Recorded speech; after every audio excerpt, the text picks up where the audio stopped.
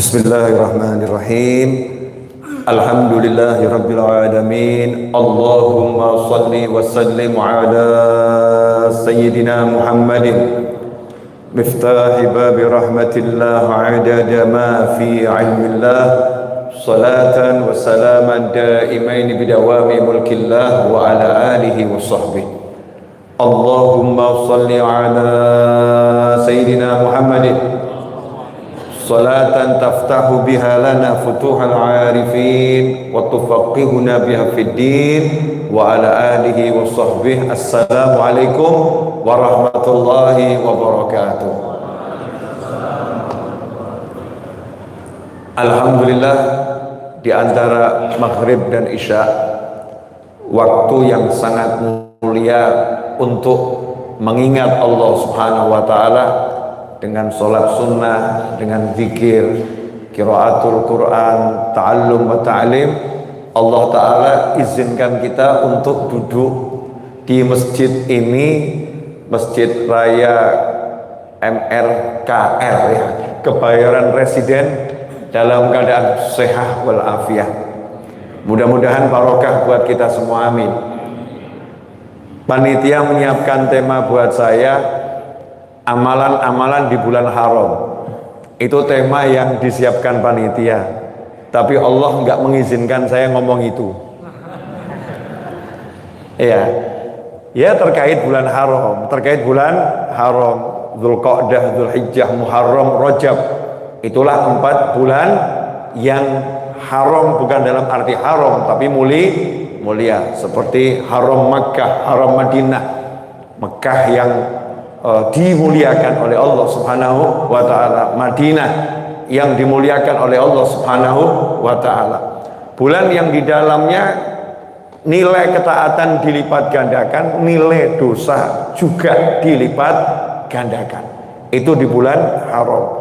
Nah, karena kita dekat dengan bulan haji ya, Dzulhijjah, dan ada satu peristiwa yang kita diperintahkan untuk memperingatinya dengan ibadah haji dan ibadah kurban, maka saya mau ambil ringkasnya saja.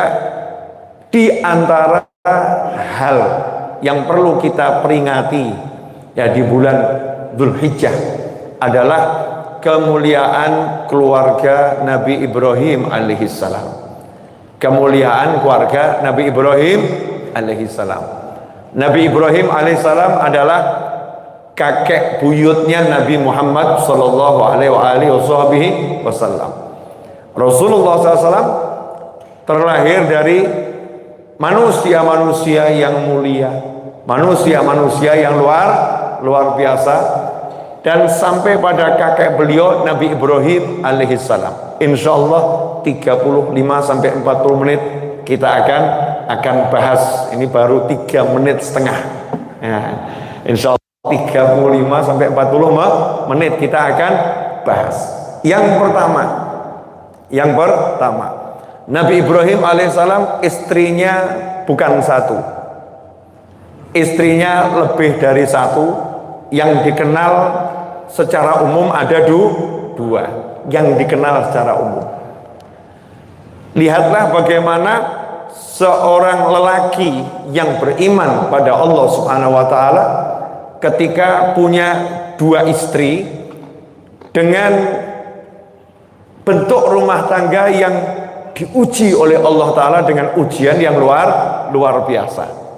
Sehingga kita yang alhamdulillah, ibu-ibu mungkin suaminya alhamdulillah gak punya istri lagi, mungkin buat bapak-bapak juga alhamdulillah ya, kalau istrinya hanya 1, mungkin kalau disyukuri ya, mungkin kalau disyukuri, apa orang kalau syukur, la in syakartum la azidannakum ya, mungkin kalau disyukuri bisa nambah lagi, tapi don't try it at home ya. Jangan coba-coba, ini khusus orang-orang yang berilmu, beriman dan bertakwa ya. Kalau enggak justru kocar-kacir, amburadul, remuk semuanya. Naudzubillah min dzalik. Nabi Ibrahim alaihissalam Awalnya istrinya satu, belum punya anak keturunan, selalu berdoa, Rabbi habli minas solihin, Rabbi habli minas solihin. Sudah nabi dan julukannya Khalilullah, nabi yang julukannya kekasih Allah, itu masih minta Rabbi habli minas solihin, ya Allah karuniai aku anak keturunan yang masuk dalam kelompok orang-orang soleh. Nah sementara kita yang banyak salah,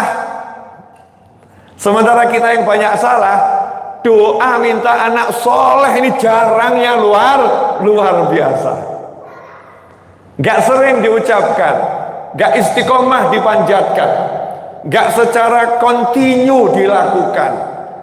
Sebelum punya anak, bahkan setelah punya anak, doa ini seakan-akan gak penting, permohonan ini seakan-akan gak urgent.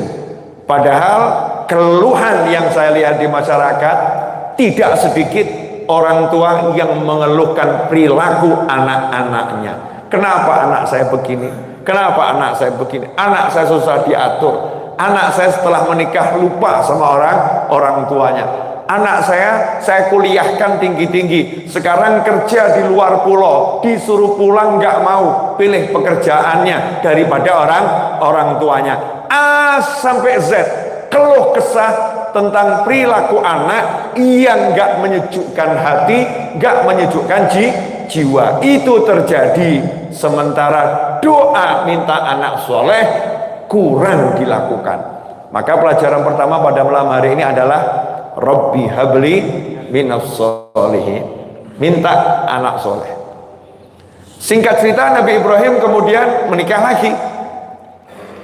Pertama kali, walaupun beda pendapat ulama, dikaruniai putra namanya Ismail alaihissalam. Ya beda pendapat ulama, tapi saya ambil yang versi ini. Mendapat putra namanya Nabi Ismail alaihissalam. Dari siapa? Dari istri yang kedua. Kenapa ini perlu saya jelaskan? Karena memang indahnya di sini.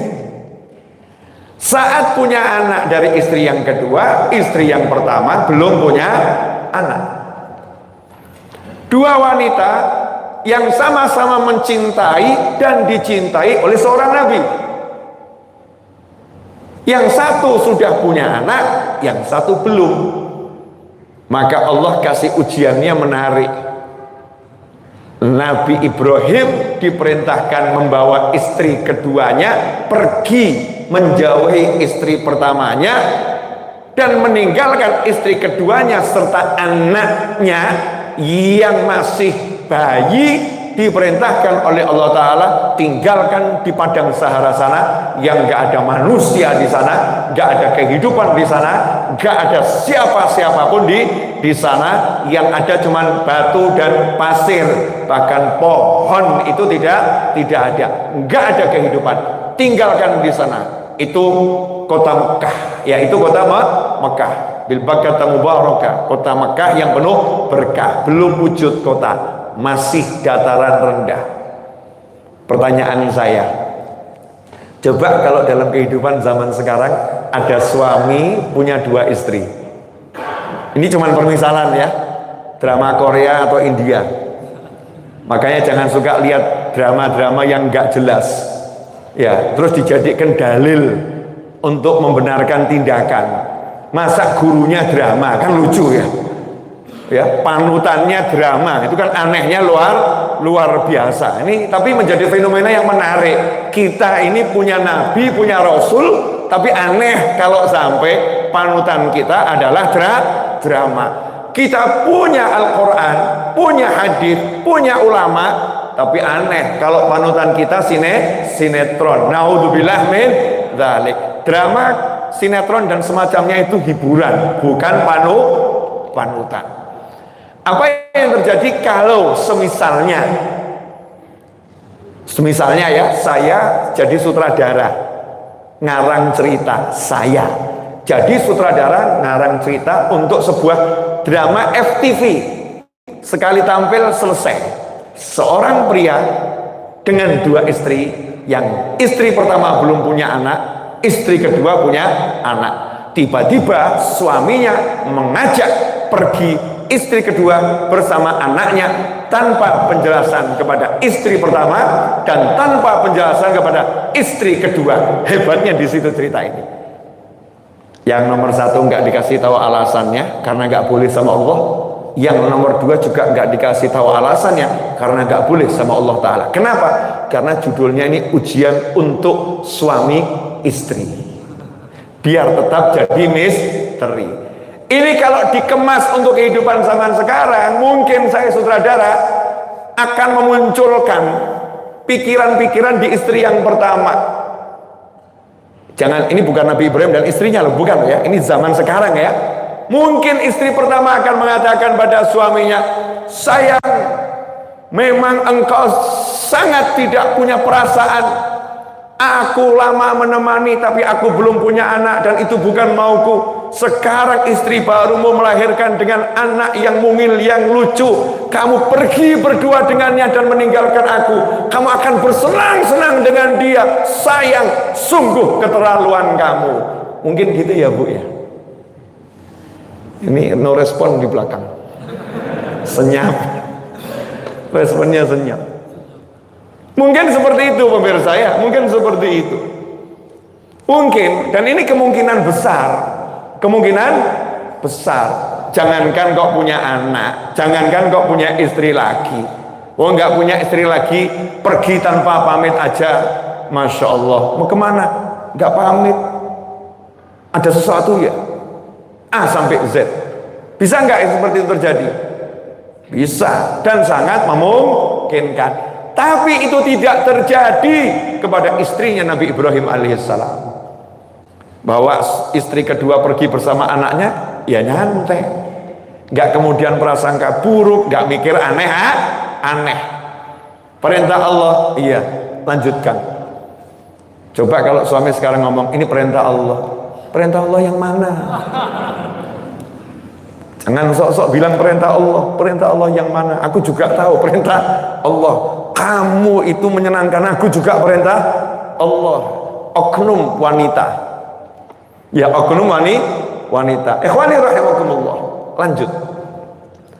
Di sisi istri yang kedua bersama anaknya yang masih mungil, yang bernama Nabi Ismail alaihissalam, yang lucu, yang ganteng, yang menyenangkan luar biasa, diajak pergi, kemudian ditinggal begitu saja di tempat yang gak ada kehidupan.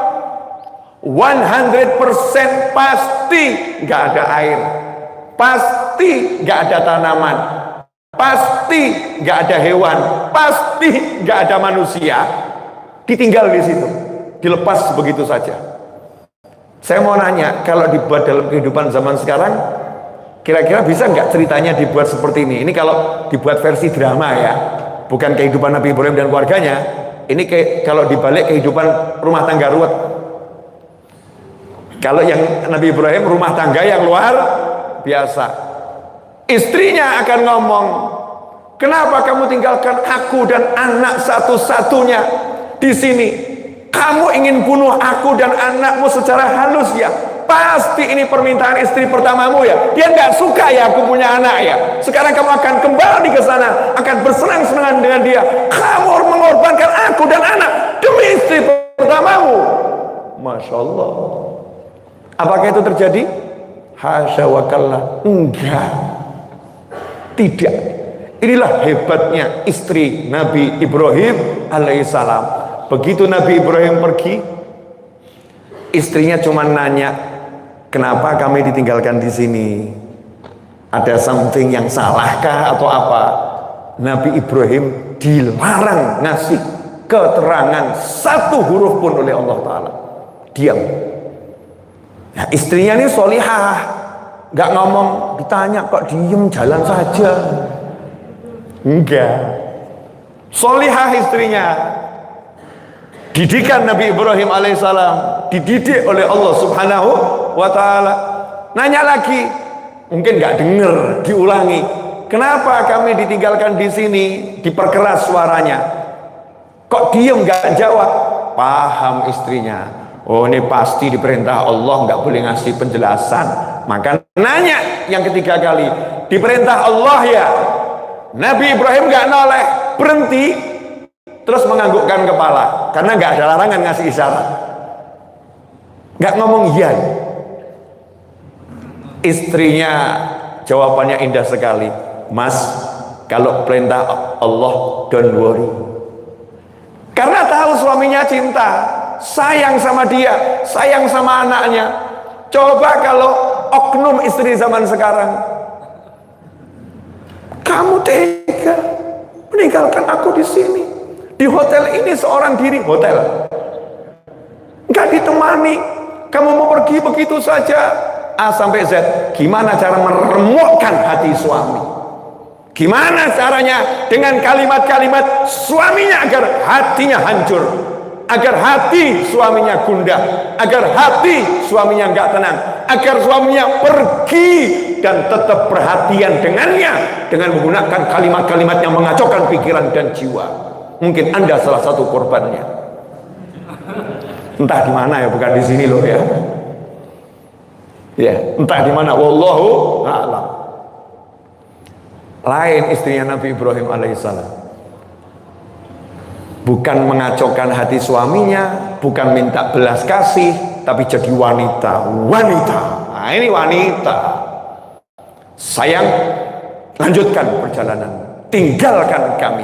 Jangan resah, jangan gelisah. Mantapkan langkahmu. Kalau Allah yang suruh, pasti Allah yang ngurus.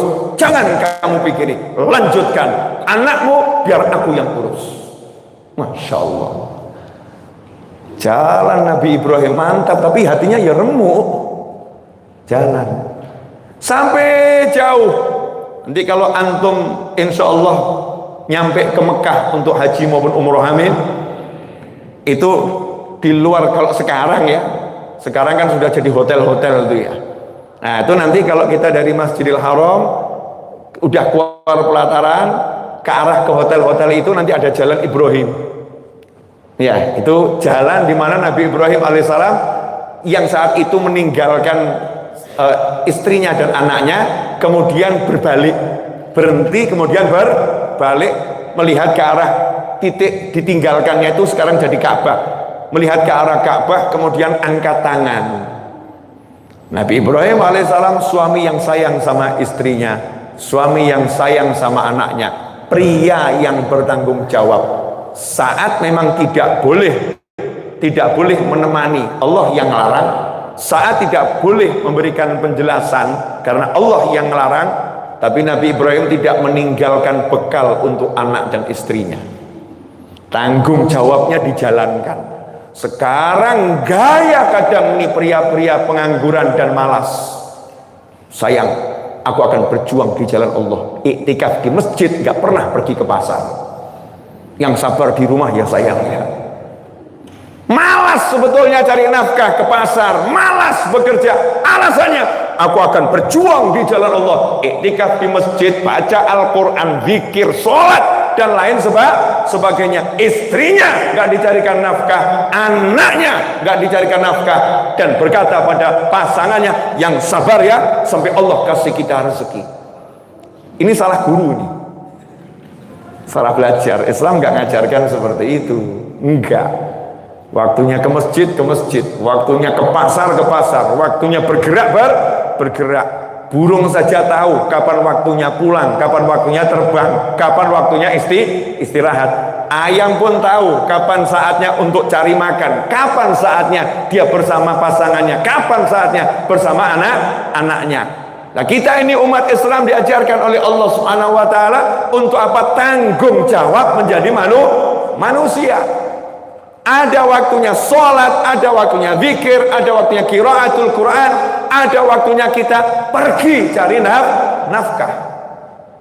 Nabi Ibrahim alaihissalam pengen nemenin, pengen ngasih, tapi Allah melarang. Ini datangnya dari Allah larangannya, jelas ujian, Allah yang nyuruh, tinggalkan di sana.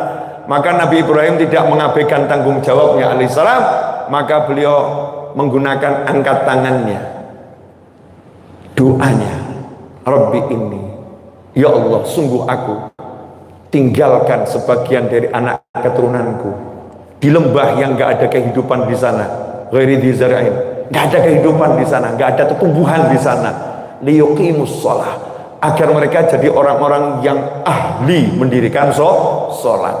Jadi pikirannya suami meninggalkan anak dan istri di rumah agar ahli sholat.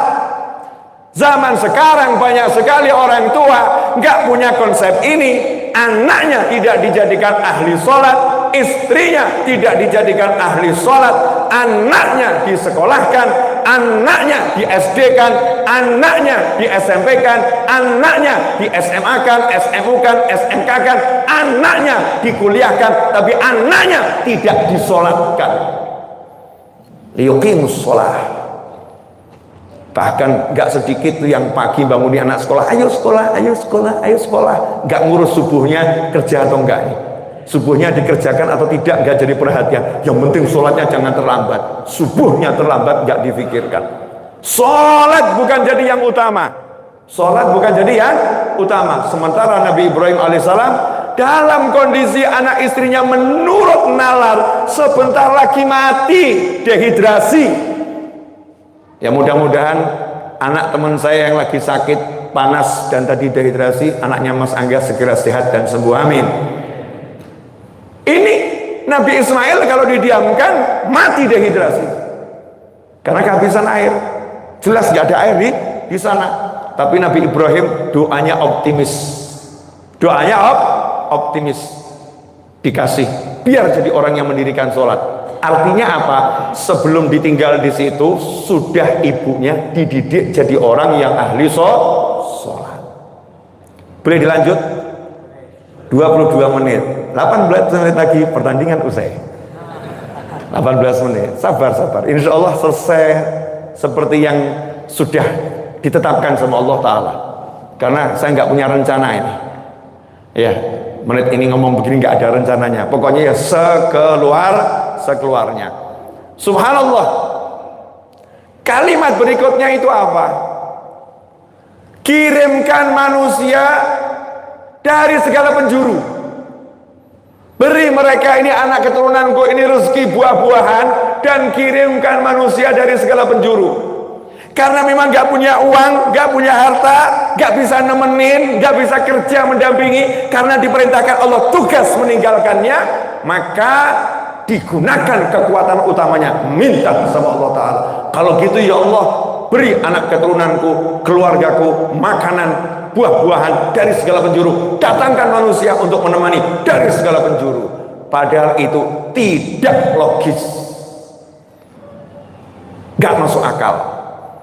Kenapa nggak masuk akal? Ya udah jelas nggak ada manusia, udah jelas bekalnya itu cuma cukup untuk 2-3 hari, udah jelas nggak ada musafir pernah lewat sana, udah jelas ini tempat siapapun ditaruh di situ menurut hitung-hitungan pasti mati. Nah, kok Nabi Ibrahim mintanya itu aneh. Nanti mereka ini akan beranak pinak, ini anakku ini akan punya anak yang banyak, akan jadi orang-orang yang mendirikan sholat, dan aku minta dikirimkan buah-buahan kepada mereka ya Allah, dan kirimkan manusia yang banyak dari segala penjuru kepada mereka. Masuk akal kan? Sedikit pun Nabi Ibrahim alaihissalam tidak mendoakan seperti ini, ya Allah tolong selamatkan anakku, ya Allah tolong selamatkan istriku, ya Allah tolong lindungi mereka, ya Allah tolong. Enggak. Padahal kan urgennya itu ya. Kenapa tidak? Karena paham kalau udah Allah yang nyuruh pasti Allah yang menjamin. Untuk keselamatan anak istrinya saat ditinggalkan, Nabi Ibrahim tenang. Nabi Ibrahim tenang, tapi setelah itu menjalankan kewajibannya sebagai seorang suami. Aku bisanya apa? Bisanya ngasih doa, kasih doa. Nah ini udah duit nggak ngasih, doa yang nggak ngasih. Ya Masya Allah ini bapak teladan ini. Bapak teladan kalau seperti itu, duit nggak ngasih, doa nggak ngasih, kerja juga tidak. Alasannya takdir bid. Masya Allah. Bahkan beralasan dengan takdir, naudzubillah min dzalik. Hasilnya, cek hasilnya. Ajib. Setelah berdoa, apakah datang awan hitam terus turun hujan? Enggak. Setelah berdoa, apakah kemudian datang musafir bawa buah-buahan? Enggak. Setelah berdoa, apakah kemudian Allah kirimkan malaikat ditampakkan wujud manusia? Dan tangisannya Nabi Ismail itu kencengnya luar biasa. Jangan kamu kira kalau Nabi kemudian nangisnya lemah lembut. Enggak ada. Karena keperkasaan, kesehatan, ya keras. Kenceng nangisnya. Apakah ibunya kemudian memeluk anaknya sembari berkata, "Nak, terima nasib ya nak." Apakah begitu? Nak, ini sudah ibu cek, gak ada air, gak ada kehidupan, gak ada manusia. Daripada nanti ibu habiskan energi untuk cari air, akhirnya ibu toh akan mati, kamu juga mati. Lebih baik kita berakhir menunggu ajal berpelukan. Ada begitu? Enggak. Last minute, kondisinya darurat. Apakah dalam kondisi darurat last minute semacam ini wanita yang solihah menyerah? Hasya wa kalla. Apakah didikannya Nabi yang julukannya Khalilullah, istrinya menyerah? Hasya wa kalla. Dalam kondisi kepepet maksimal, yakinnya sama Allah enggak putus. Kemarin saya dapat WhatsApp dari satu orang ngomong begini, mudah-mudahan Allah memberinya petunjuk dalam hatinya, amin. Habib, saya jadi malas ibadah karena saya nggak dapat keturunan. Masya Allah, baru segitu saja sudah. Ini loh istri Nabi Ibrahim alaihissalam, ditinggal, nggak punya air, nggak ada teman, anaknya nangis, menurut data statistik mati. Apa kemudian udah capek-capek aku taat sama suami, udah capek-capek aku taat sama Allah, kok hasilnya seperti ini? Apakah begitu? Enggak. Mukmin yang sejati semakin diuji, semakin dia menyala, cahayanya akan semakin bersinar. Ibarat sebilah pisau dapur, semakin diasah semakin tajam. Makanya kalau kamu nggak pernah diasah, nggak tajam. Ini diasah sama Allah Ta'ala dengan asahan yang luar biasa ini. Sendiri bu, di padang Sahara nggak ada air, anak nangis. Artinya apa? Nggak ada solusi menurut penglihatan mata. Nggak ada solusi. Tapi lain, ini didikannya Nabi, istri Nabi. Makanya sama orang-orang soleh, sama Anbiya wal Mursalin yang beradab, jangan memperbincangkan istri Anbiya wal Mursalin dianggap-anggap seperti istri kita. Kadang-kadang kita sebagai wanita itu juga gitu, menyamakan seakan-akan istri-istri Nabi itu seperti dirinya itu hatinya. Masya Allah. Na'udzubillah min dzalik. Yang terjadi adalah sang ibu ini meninggalkan anaknya karena yang paling logis yang harus dilakukan tetap satu hal, percaya Allah akan memberikan solusi apapun itu nama solusinya. Tapi tugasku sebagai seorang ibu, sebagai manusia adalah mencari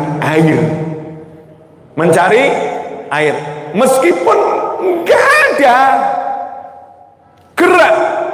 Paling masuk akal naik ke bukit sofa, di ketinggian, cari di sekitar ada nggak manusia yang bisa dimintai tolong. Di sofa nggak ada, lari ke Marwah. Sampai di Marwah nggak ada, apakah berhenti? Udah saya cari sofa Marwah nggak ada. Apakah seperti itu? Tidak. Maka dia mendinai dirinya sendiri. Mungkin penglihatanku salah. Siapa tahu sekarang di sana ada manusia lagi, lari sofa Marwah, bergerak meskipun dalam penglihatan gak mungkin ada yang bisa dihasilkan. Lah kok sekarang ada laki-laki ngakunya beriman, baru ke pasar 5 hari nggak dapat untung, mutung saudara-saudara, nggak mau ke pasar lagi dan mengatakan nggak mungkin aku dapat keuntungan dari sana, dah nganggur saja di rumah, putus asa. Belum seperti istrinya Nabi Ibrahim diuji, baru ke pasar, jelas ada yang dijual, jelas ada orang jualan, jelas ada orang mondar-mandir cari yang mau dibeli. Lah kok dia nggak laku dagangannya, mundur 1000 langkah dan mengatakan nggak mungkin aku bisa kaya kalau caranya seperti ini. Masya Allah. Beda dengan istrinya Nabi Ibrahim, ngerti kekayaan dari Allah. Al-Ghani wallah wal mughni wallah. Yang maha kaya Allah, yang maha mengayakan adalah Allah. Sehingga tidak berhenti bergerak, sofa marwah, sofa marwah, sofa marwah, sofa marwah 7 kali. Allah munculkan rezekinya nggak jauh, yang dicari air, betul ya? Maka langsung Allah kasih air. Dari mana? Musafir datang? Enggak. Malaikat datang? Enggak. Atau ada makhluk yang bawa air datang? Enggak. Kirimkan hujan? Enggak. Allah pengen tunjukkan kuasanya, sesuatu yang sampai zaman sekarang ini pun sulit dilakukan. Apa itu? Memunculkan air tanpa ngebur. Lain loh kalau sumber mata air, ini bukan sumber mata air loh ya, tanah gersang nggak dibur, tiba-tiba muncul air. Ya muncul air, ternyata ngeburnya itu lari sofa marwah, sofa marwah, sofa marwah. Makanya kalau sa'i sofa marwah yang semangat, karena itu lagi ngebur rezekimu sendiri. Rahasia, jangan di-share. Ya, ini rahasia, jangan di-share. Apa sih manfaatnya lari sofa marwah? Di antara hikmahnya, kamu lagi ngebur rezekimu sendiri. Makanya yang semangat, semangat, tolong jangan di-share ya. Jangan, nanti pada semangat pengen ke sofa marwah nanti. Nah subhanallah, muncul rezekinya dari bawah tanah naik ke atas, tanpa mesin pendorong, tanpa pompa, tanpa satelit untuk melihat di mana sumber air. Hasilnya jalan nih doanya Nabi Ibrahim alaihissalam. Doanya jalan agar anak keturunanku menjadi orang yang mendirikan sholat. Berarti kan harus jadi dewasa, berarti kan harus menikah, berarti kan harus beranak keturunan, berarti kan harus ada masyarakat. Maka saat itu setelah dapat air, anak selamat, ibu selamat, mulailah burung dengan penglihatannya yang tajam. Burung itu punya penglihatan dan indera yang luar biasa untuk mempertahankan hidupnya. Begitu dia terbang di padang Sahara, melihat kejauhan kota Mekah ada sumber air yang bagus, burung pun merapat berterbangan di sekitarnya, memberitahu kawan-kawannya. Maka musafir yang jaraknya puluhan kilo, walaupun nggak pakai teropong bintang, matanya orang dulu itu tajam, melihat dari kejauhan, di sana kok ada burung, berarti di situ ada kehidupan, pasti di situ ada sumber air. Maka mereka pun merapat ke sumber air. Di situ kok ada seorang wanita dan anaknya. Maka mereka orang-orang yang jujur, mereka pun menunjukkan gentlenya dan mengatakan, kamu yang menemukan sumber air, berarti kamu pemiliknya. Kalau begitu izinkan kami ambil air ini, sebagai gantinya kami akan beri kambing, kami akan beri buah-buahan, kami akan. Sehingga ibunya Nabi Ismail dan Nabi Ismail alaihissalam duduk di kursi nyantai, terima gaji tanpa susah payah. Masya Allah. Nah, karena airnya Zam-Zam, mereka ini musafir yang udah keliling dunia, udah ketemu sungai, udah ketemu sumber air macam-macam. Ini kok airnya beda. Maka mereka putuskan, kita tinggal di sini saja, nggak usah pindah ke tempat lain. Air ini nikmatnya luar biasa. Maka mereka tinggal di situ. Itulah suku awal dari kota Mekah, dari orang Arab yang pertama kali. Disitulah kemudian Nabi Ismail tumbuh ya dengan rezeki yang nggak susah payah, karena sudah didoakan oleh sang ayah dan sudah ditirakati oleh ibunya lari sofa marwah. Dan hasilnya apa? Menikahlah dengan putri dari kepala suku. Masya Allah, jodohnya nggak usah dicari, jodohnya didatangkan oleh Allah Subhanahu wa Ta'ala, kemudian beranak keturunan sampai akhirnya cucunya Nabi Ismail alaihissalam dibawa Allah Mi'raj, bertemu dengan Allah Ta'ala, diberi perintah sholat 5 waktu, liyuqimus sholat, agar mereka menjadi orang-orang yang mendirikan sholat. Maka Allah wujudkan doa Nabi Ibrahim alaihissalam, Nabi Muhammad SAW sebagai Rasul yang mengajak seluruh umat manusia untuk sholat 5 waktu. Makanya Rasul mengatakan, sesungguhnya aku adalah dakwah Nabi Ibrahim, atau kama qala SAW, aku wujud daripada doa kakek buyutku Nabi Ibrahim alaihissalam. Singkat cerita, yang awalnya tampaknya gak jelas, tampaknya kehidupannya akan suram, tampaknya kehidupannya gak asik, ternyata menjadi indahnya luar biasa karena manusia-manusianya percaya kepada Allah Subhanahu wa Ta'ala. Alhamdulillah, 36 menit sekian detik sudah saya bicara. 5 menit lagi kalau nggak salah adzan maghrib ya, 5 atau 6 menit lagi, adzan isya ya, sebentar lagi, belum selesai, belum. Dan ternyata itu tadi ujian untuk orang tua suami istri, betul ya? Istrinya diuji, betul kan? Suaminya juga diuji. Nah, berikutnya Allah nggak berhenti. Umur 10 tahun anak ini, Nabi Ismail umur 10 tahun, atau riwayat yang lain 12 tahun, ayahnya datang. Coba bayangkan seorang anak 10 tahun nggak ketemu orang tuanya, 12 tahun nggak ketemu ayahnya, tiba-tiba ayahnya datang. Pengennya apa? Berpelukan, bercerita, betul ya? Tapi Allah menguji Nabi Ibrahim alaihissalam, sampaikan ke anakmu bahwasanya engkau kuperintahkan untuk menyembelihnya. Gimana tuh perasaan ayahnya? Ya Allah, baru pengen ngecup anak, pengen meluk anak, suruh ngomong aku suruh nyembelih kamu. Dulu suruh ninggal, sekarang suruh nyembelih. Semoga urusannya diminta nyawa ini. Coba gimana perasaan Nabi Ibrahim alaihissalam? Diuji Allah seperti itu. Apakah kemudian mutung ya? Hidup kok seperti ini ya? Urip kok kaya ngono, urip kok kaya ngene. Hidup macam apa ini? Ini kan ucapan manusia-manusia yang nggak jelas. Nabi Ibrahim alaihissalam jelas. Siap, sami'na wa ata'na. Datang nemui anaknya, ngomong dengan bahasa yang halus. Ya bunayya, inni ara fil manami anni azbahuka fanzur madza tara. Anakku yang kucinta, ayah bermimpi nyembelih kamu. Menurut kamu gimana? Ini Nabi Ismail. Coba kalau anak zaman sekarang, jangankan kok begitu, ayahnya ngomong begini, nak, ayah ini sudah ketemu pria yang ganteng dan soleh, kamu saya jodohkan dengannya. Apa jawaban anaknya? 10 tahun gak ketemu loh nih, datang-datang tahu-tahu bapaknya, kamu sudah saya jodohkan, besok saya nikahkan. Kira-kira bagaimana? 10 tahun kamu gak ngidupin saya, gak pernah didik saya, gak ngasih makan saya, datang-datang mau nikahkan saya dengan pria pilihanmu, sana nikah sendiri sana. Masya Allah, na'udzubillah min dzalik. Ini bukan mau dinikahkan, bukan, diminta nyawanya. Dan hebatnya Nabi Ismail paham kalau itu mimpi ayahnya adalah wahyu.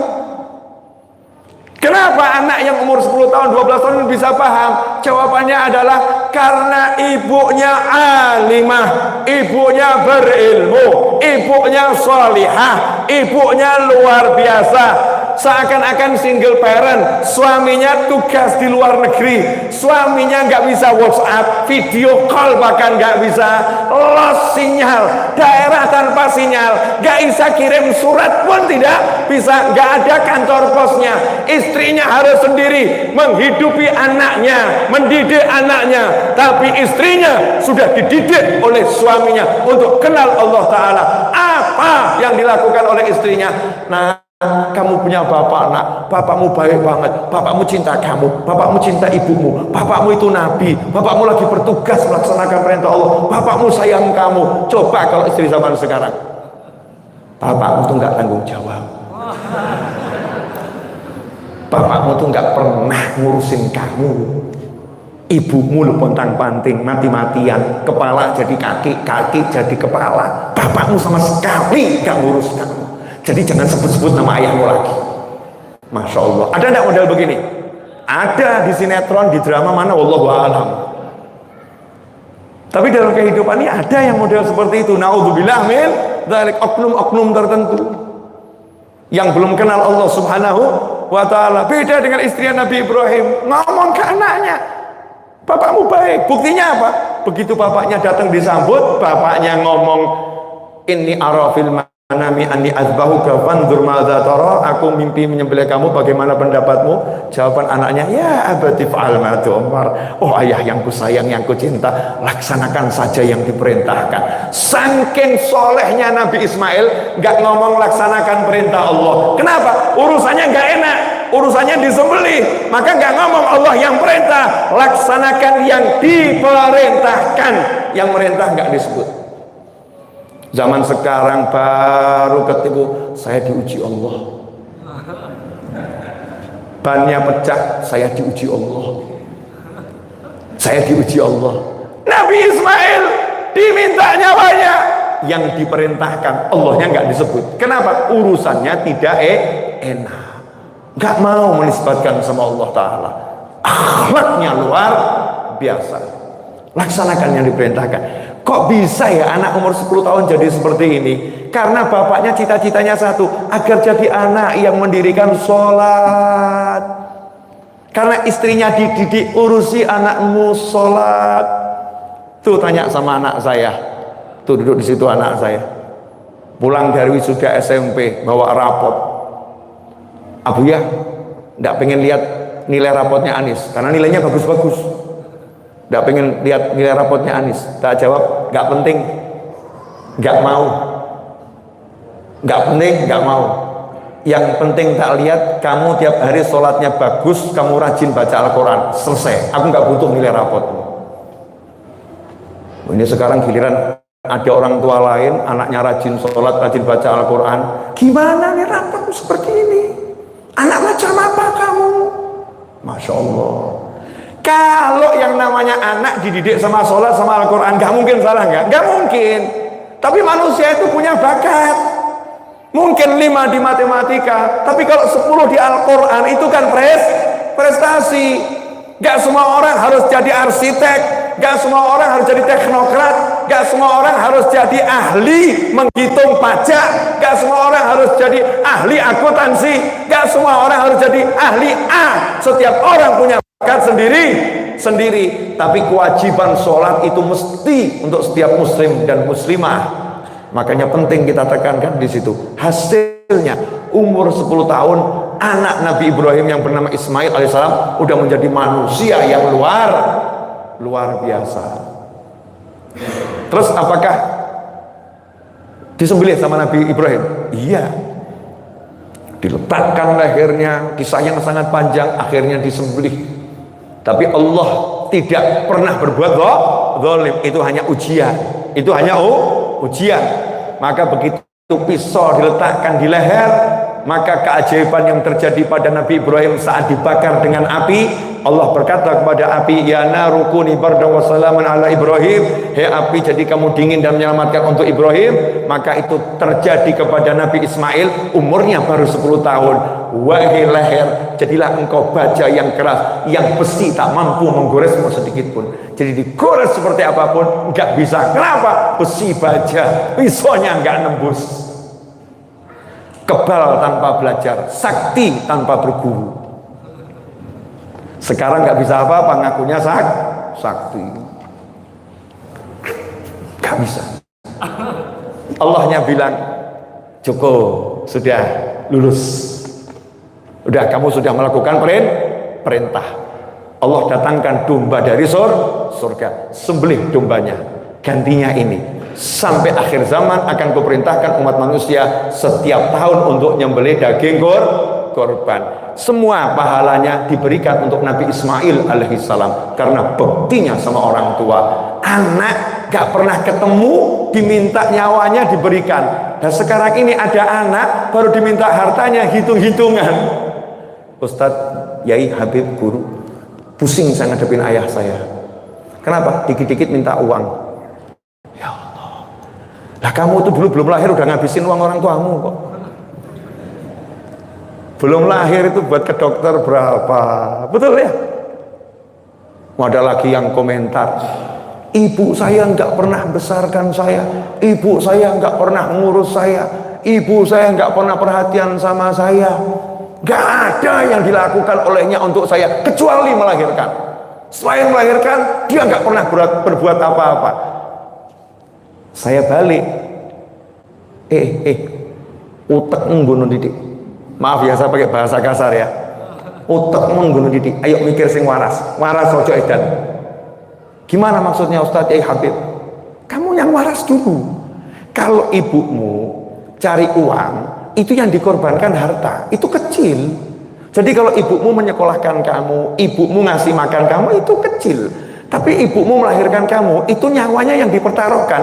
Jadi ibumu itu sudah memberikan semuanya buat kamu. Kok kamu bilang cuman melahirkan? Jadi memberikan nyawa itu cuman. Mana kamu berikan nyawa untuk ibumu? Nemenin saja kamu gak mau.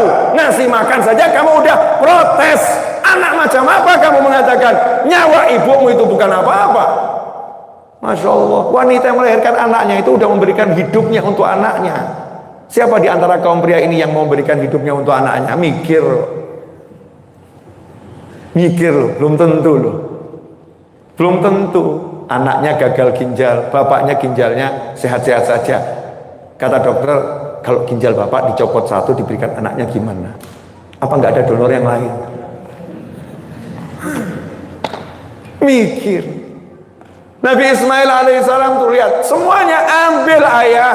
Hasilnya Allah berikan seluruh dunia untuk Ismail alaihissalam. Setiap tahun kita jadi rukun Islam haji itu untuk menghormati Nabi Ibrahim, Nabi Ismail dan keluarga besarnya. Setiap sholat at-tahiyatul mubarakatus salawatut tayyibatu lillah. Assalamu alayka ayyuhan nabi wa rahmatullahi wabarakatuh. Assalamu alayna wa ala ibadillahi sholihin. Sampai akhirnya sholawatnya namanya sholawat apa? Ibrahimiyah. Allahumma sholli ala Sayyidina Muhammadin wa ala ali Sayyidina Muhammadin kama shallaita ala Sayyidina Ibrahim wa ala ali Sayyidina Ibrahim. Yang lain gak disebut, yang disebut Nabi Ibrahim dan keluarganya. Kenapa? Lulus. Nah inilah salah satu peristiwa yang terjadi di Ashhurul Hurum, di bulan haram, di Dzulhijjah. Jadi kalau saya ditanya, apakah salah satu amalan terbaik di bulan haram? Salah satunya adalah menjadi suami yang perhatian kepada istri, menjadi istri yang gak punya prasangka buruk pada suami, menjadi ibu yang totalitas mendidik anak, menjadi anak yang bakti tanpa henti pada orang tua, sehingga keluarganya itu dapat julukan sakinah, mawaddah, warahmah. Bukan hanya suami istri, tapi sampai anak turunan menjadi orang-orang yang luar biasa. Jazakumullah khairan. Seperti janji 48 menit bahkan lebih ini ya, dari yang sudah saya sampaikan di awal tadi. Insya Allah berkah karena 2,5 menit lagi waktunya iqamah dan saya udah jamak takdim. Saya mohon maaf, selesai majlis ini saya akan melanjutkan tugas saya, lanjutkan antum dengan tugas antum masing-masing. Insya Allah berkah manfaat. Kurang lebih mohon maaf. Sekaligus saya umumkan, insya Allah besok ba'dal maghrib, bainal isya'in, antara maghrib dan isya, insya Allah ada kajian di Masjid Raya Bintaro Jaya. Saya pembicaranya dengan tema dampak zikir. Ya, dampak zikir. Itu cuma judul, isinya apa? Wallahu a'lam. Wa afu minkum wa sallallahu ala sayyidina Muhammadin wa alihi wasallam. Walhamdulillahi rabbil alamin. Wassalamu alaikum warahmatullahi wabarakatuh.